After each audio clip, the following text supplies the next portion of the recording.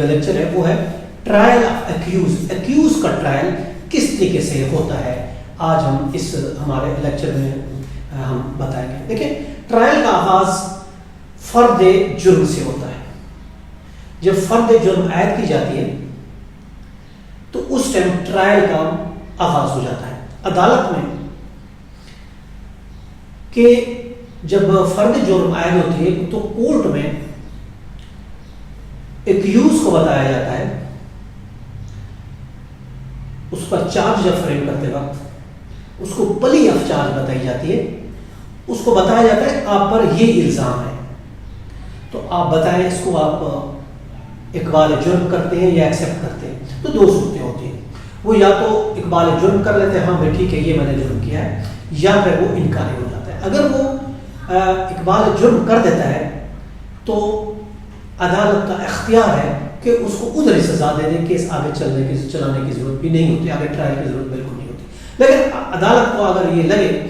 For example some time وہ جھوٹا بھی اقبال جرم کر رہا ہے، اگر عدالت کو یہ لگتا ہے کہ یہ اعترافی بیان جو ہے یہ جھوٹا دے رہا ہے تو کورٹ اس کو ریجیکٹ بھی کر سکتی ہے۔ ضروری نہیں کہ ملزم پلی آف چارج میں جب فرد جرم عائد فریمنگ آف دی چارج کے ٹائم جو ملزم کہتا ہے ہاں جی میں نے جرم کیا، تو ضروری نہیں کہ مجسٹریٹ اس کو ایکسیپٹ کر لے، اس کو وہ ریجیکٹ بھی کر سکتا ہے۔ کہ اگر وہ یہ سمجھے کہ یہ جھوٹا اعتراف کر رہا ہے تو اس صورت کنفیشن کر رہا ہے تو اس صورت میں اس کو ریجیکٹ بھی کر سکتی ہے۔ اگر جرم سے انکاری ہو جاتا ہے، کہتے ہیں نہیں جی میں نے تو جرم کیا ہی نہیں، اگر انکاری ہو جاتا ہے تو پھر کورٹ ٹرائل کا آغاز کرتی ہے اور پراسیکیوشن کو کہا جاتا ہے کہ آپ اپنے گواہ جو ہے وہ لے کے آئیں۔ چنانچہ پراسیکیوشن کے گواہوں کے بیانات ہوتے ہیں جو کہ انہوں نے دیے ہوتے ہیں، ان کا بیان 161 کا بیان پیش کیا جاتا ہے، وہاں ایگزامینیشن چیف ہوتا ہے اور ایگزامینیشن چیف کے بعد ان پر جرح کی جاتی ہے، جو ایکیوز کا ایڈوکیٹ ہوگا اس پر وہ کراس کرے گا۔ اور اس کے علاوہ جو پرائیویٹ چشمدید گواہ ہیں وہ بھی پیش ہوتے ہیں، اور پولیس بھی گواہ ہوتی ہے، ان کا بھی بیان ہوتا ہے، اور پھر جو ایف آئی آر درج کرتا ہے ایف آئی آر درج کرنے والا کا بھی بیان ہوگا، اور اس کے علاوہ آئی او جو ہوگا انویسٹیگیشن آفیسر ہوگا اس کا بھی اسٹیٹمنٹ ہوتا ہے، اس کا بھی گواہ آگے بات اور گواہی کورٹ میں اس کا بھی بیان ہوگا۔ اور گواہی کے بعد ملزم کو جب سب پراسیکیوشن کے جتنے بھی وٹنسز ہیں سب کا بیان ہو جائے گا، اس پر کراس بھی ہو جائے گی، جب یہ پورا سارا عمل کمپلیٹ ہو جاتا ہے تو اس کے بعد ملزم کا 342 کا بیان جو ہے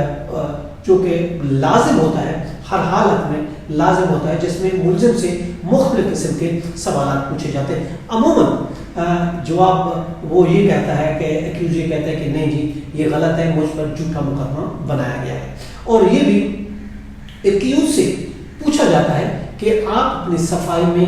کچھ گواہی دینا چاہتے ہیں، کچھ کاغذات لانا چاہتے ہیں۔ اگر آپ اپنی اس میں گواہی میں اپنی صفائی میں آپ گواہ پیش کرنا چاہتے ہیں یا اپنی صفائی میں کوئی ڈاکومنٹ لانا چاہتے ہیں تو آپ لا سکتے ہیں۔ اگر وہ کہتا ہے کہ میں خود اپنا ہی بیان دینا چاہتا ہوں، میں اور کوئی میرے پاس گواہ نہیں ہے، تو 340 کے تحت حلف اٹھا کر گواہ کے طور پر وہ بیان دے گا، اور پراسیکیوشن کا اختیار ہوگا، پراسیکیوشن اس پر کراس کرے گی، اس پر جرح کے سوالات کرے گی۔ عام طور پر ملزم 340 کے تحت نہ گواہ بنتے ہیں اور نہ ہی دوسرے گواہوں کو عام حالات میں نہیں لاتے۔ ان کو پتہ ہے کہ پراسیکیوشن اس پر کراس کوسچن کرے گا تو بڑا مشکل ہو جائے گا، اس لیے جو اس نے گواہی دی ہے اسی پر انحصار کیا جائے، کہ وہ اس طرح مخالف گواہ جو ہوتے ہیں وہ اس کو پراسیکیوشن کو موقع مل جاتا ہے کہ وہ اس پر جرح کرے، اور جرح کرنے سے ملزم کے الٹے سیدھے سوال کی صورت میں جو بچ رہا ہوتا ہے وہ الٹا ملزم اسے پھنس بھی سکتا ہے۔ اس لیے زیادہ تر یہ کیا جاتا ہے کہ جو ایکیوز ہوتا ہے وہ 340 کا بیان دینے سے انکار کر دیتا ہے، کہتے ہیں نہیں میں نے اپنا بھی حلفیہ بیان بھی نہیں دینا، میں نے گواہ بھی نہیں لینا، کاغذ بھی نہیں دینا، بس جو پراسیکیوشن نے گواہی دے دی بس اتنی کافی ہے، اب اس کے بعد جو ہے اس کو فیلنال گورنمنٹ رکھ کے اس کو فیصلہ کر دے۔ عموماً یہی ہوتا ہے، یہ ہے طریقہ کہ ایکیوز کا کس طریقے سے ٹرائل ہوتا ہے۔ اس کے ساتھ اجازت دے کر پھر ملیں گے، ہیو اے نائس ڈے، اللہ حافظ۔